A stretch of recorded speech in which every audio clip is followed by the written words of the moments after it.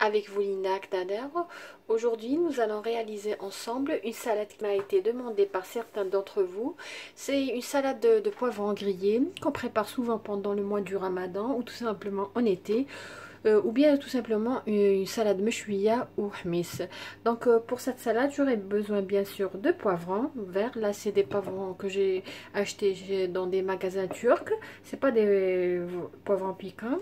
J'aurai besoin de tomates, j'aurai besoin d'une gousse d'ail, j'aurai besoin bien sûr de sel et d'huile d'olive.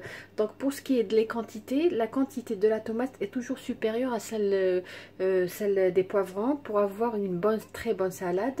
Donc là vous voyez, mais le poids, les tomates mesurent plus que les poivrons. Donc la quantité c'est à peu près 1,5 par rapport à 1. Donc voilà moi mon principe pour réaliser ma salade.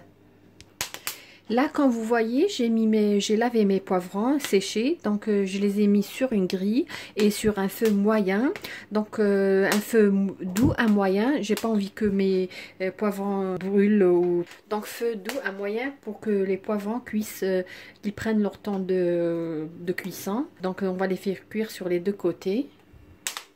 Voilà, comme vous voyez.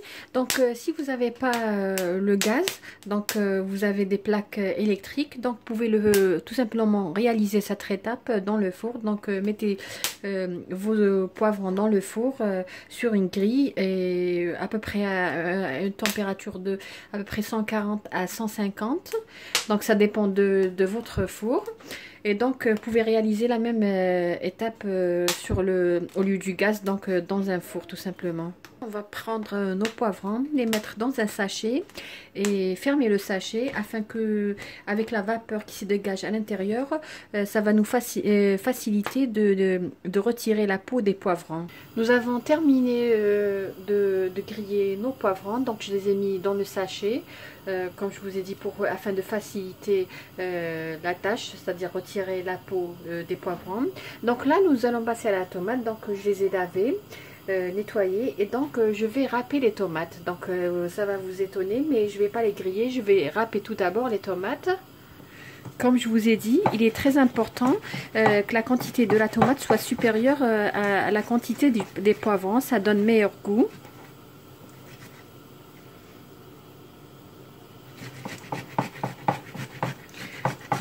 Donc voilà, j'ai râpé toute la quantité de la tomate. Donc je vais ajouter maintenant la gousse d'ail que j'avais mis de côté. Entre temps, j'ai préparé une poêle non adhésive. Donc ce mélange, on va le faire cuire dans une poêle sans huile.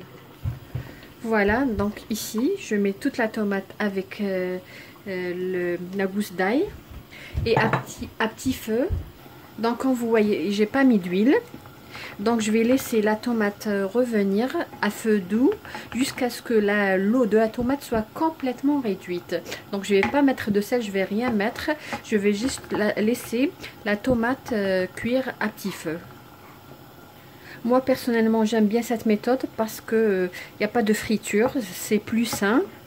Et pour ce qui est des poivrons, vous pouvez tout simplement les griller, les nettoyer, les mettre dans des boîtes et les congeler pour le mois de Ramadan.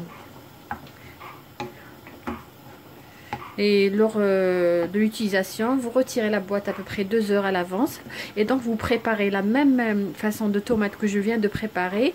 Et vous verrez que le goût est toujours frais des poivrons. C'est-à-dire cette façon de préparer la tomate lui donne ce goût-là. Donc là, quand vous voyez, l'eau de la tomate est réduite. Donc j'ai laissé à petit feu pendant à peu près 10 minutes. Donc là, on va voir nos poivrons, comme je vous ai dit.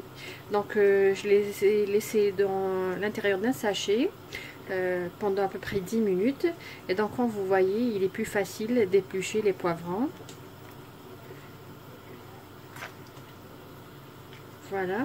Donc voilà notre poivron après l'avoir nettoyé.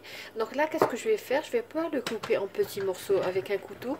Je vais tout simplement utiliser le hachoir. J'ai trouvé cette méthode plus facile et plus rapide, surtout durant le mois de Ramadan. Donc je vais juste mettre les poivrons à l'intérieur.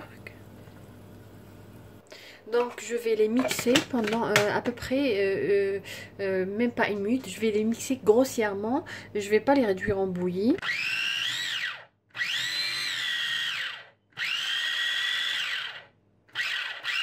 Donc voilà, comme je vous ai dit, grossièrement.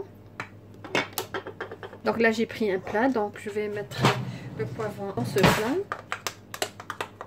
Comme vous voyez, je n'ai pas réduit en bouillie, je vais juste gratter grossièrement, hacher grossièrement, pardon. Donc là je vais ajouter la tomate que j'avais préparée tout à l'heure.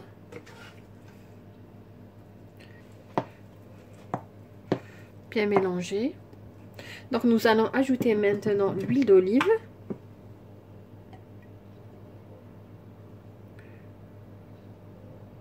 Donc j'ai mis 2 cuillères à soupe d'huile d'olive.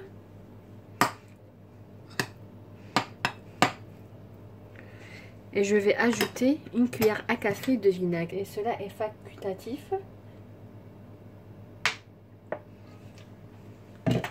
C'est juste pour casser le goût de l'huile d'olive. Donc le sel à peu près 1 cuillère à café ou moins. Voilà. Donc pour la déco c'est facultatif. Moi j'ai pris un œuf dur. Donc je vais couper au milieu, une sorte de zigzag afin d'avoir une belle forme. C'est juste pour la décoration. Voilà. Vous pouvez même décorer avec des olives.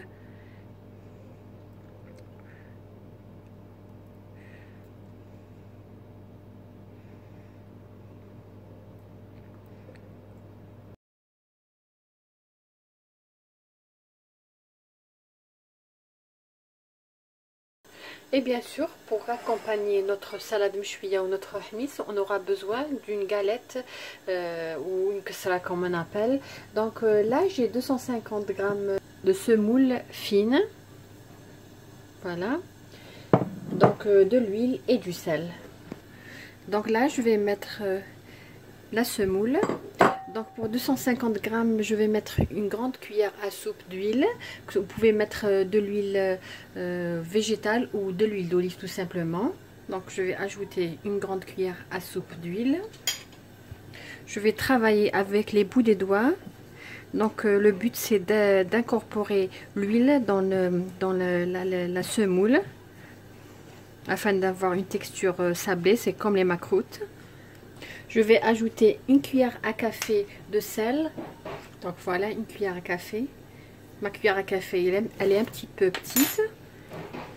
Donc toujours avec les bouts des doigts. Et nous allons essayer de ramasser jusqu'à obtenir une pâte homogène. Bien sûr, je vais ajouter de l'eau progressivement. J'ai à peu près ici 125 ml. Et aussi, ça dépend de la nature de la semoule. Donc il faut ajouter l'eau progressivement. Et après ramasser la pâte. Donc voilà à peu près pour 250 g de semoule fine. J'ai mis ici 125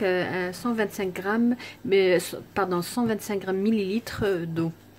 Il y en a des gens qui ajoutent aussi de la levure, mais moi personnellement je préfère la réaliser de cette façon là. Donc il y en a même qui ajoutent un peu de lait et un peu d'eau afin que la kasra prenne une belle couleur lors de la cuisson. Vous pouvez faire ça. Donc voilà, j'ai une pâte homogène comme vous voyez. Donc là, ce que je vais faire, je vais chauffer mon tagine. En attendant, je vais couvrir la pâte. Nous allons étaler notre pâte.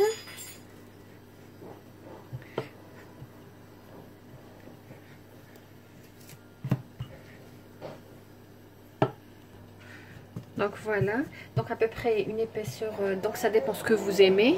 Donc vous pouvez la réaliser fine ou vous pouvez tout simplement réaliser une épaisseur d'à peu près 1 cm, ça dépend de ce que vous voulez. Moi personnellement c'est l'épaisseur que je veux. Donc je vais perforer ma kasra à la fourchette. Mon tagine, donc je l'ai chauffé à peu près pendant 8 minutes, 8 à 10 minutes. Donc là nous allons mettre notre kasra sur le tagine et la laisser cuire à feu moyen. jusqu'à ce qu'elle prenne une belle dorure sur les deux côtés. Donc là, elle a pris une couleur, donc je vais, comme vous voyez, il faut bien appuyer pour que la cuisson soit uniforme sur toute la surface. Donc comme ces gadgets, vous pouvez les trouver dans les magasins, ça se vend. Sinon tout simplement avec un torchon propre, appuyez sur votre galette afin que la cuisson soit uniforme. Et si vous n'avez pas un tagine, vous pouvez tout simplement cuire votre galette ou votre ksra dans une poêle à fond épais. Voilà, notre hmis ou salade meshwiya est prête. Comme vous voyez, voilà comment elle se présente. Comme je vous ai dit, j'aime bien hacher grossièrement le poivron. Ça donne une meilleure texture, même pour les enfants. Ils adorent. Personnellement, mes enfants adorent ça. Avec bien sûr l'incontournable ksra, bien sûr, qui accompagne toujours cette salade. Une recette facile à réaliser, comme je vous ai dit, et surtout très très bonne. Essayez-la. Et si vous allez l'essayer, n'hésitez pas à nous envoyer quelques photos à l'email de Soulaf. Donc, sur cette belle salade, cette belle kasra, ce bon plat que personnellement j'adore. Donc, je vous dis merci de m'avoir suivi. Une recette très facile que j'espère que vous allez réaliser chez vous. Comme d'habitude, si vous êtes nouvelle, n'oubliez pas de vous abonner et d'activer la cloche. Et si vous êtes déjà abonné, n'oubliez pas de liker ma vidéo, de laisser un commentaire et surtout de partager la vidéo sur les réseaux sociaux. Donc sur cette salade meshwiya qui nous rappelle le mois sacré du Ramadan, je vous dis merci de m'avoir suivi et à la prochaine vidéo.